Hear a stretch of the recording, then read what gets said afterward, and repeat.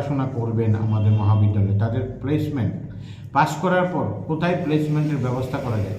তো আমরা কিন্তু আমাদের স্কুল থেকেও আমরা বিগত দিনগুলিতে বড় বড় আপনার ইনস্টিটিউশনের সঙ্গে আমরা অনেক ব্যবস্থা করে দিয়েছি, যে এতো আমাদের ট্রাস্ট আছে, ট্রাস্ট এইগুলি চিন্তা মাথায় রেখে আমরা এখান থেকে বেরোলে যাতে প্লেসমেন্টটা ভালো হয় এই চেষ্টাটাও করে যাব।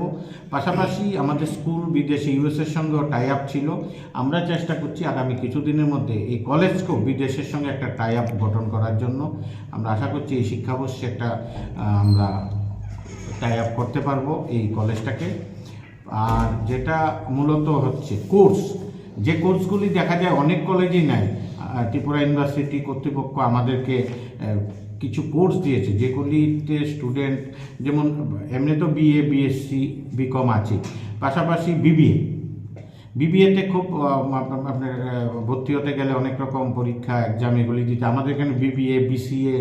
আর সবচেয়ে বড় যেটা আমরা দরকার সমাজের সবচেয়ে যারা এখন প্রতিষ্ঠিত সমাজের যাদের ছাড়া আমরা চলতে পারি না, জার্নালিজম অ্যান্ড মাস কমিউনিকেশন, এটা আমরা আমাদের কলেজে ব্যবস্থা হয়েছে আমাদের ডিগ্রি কোর্সে।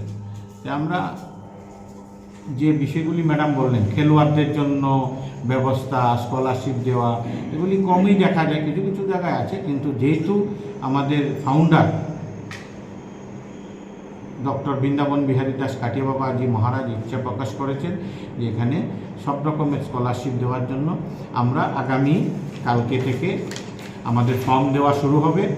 আমাদের ফর্ম অফিস যে আমাদের ইয়েতে আছে ভুবনগঞ্জ কলেজ নতুন নগরের পাশে, ওখানে 11টা থেকে 3টার মধ্যে ফর্ম দেওয়া শুরু হবে এবং কাউন্সিলিং করে স্পট অ্যাডমিশনের, যাতে কারণ আপনি জানেন যে টেনশানে থাকে স্টুডেন্টরা কোথায় ভর্তি হবো কি না, আমরা স্পট অ্যাডমিশনের ব্যবস্থা করে দেওয়া হয়েছে।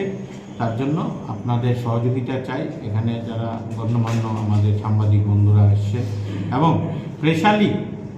স্পেশালি যেটা আমরা ঘোষণা করতে চাইছি, প্রেস ক্লাব বা মিডিয়া পার্সনের ফ্যামিলির কেউ ভর্তি হলে ওই সাবসিডিও থাকবে আমাদের কলেজে, এটা আমরা স্পেশালি ঘোষণা করছি।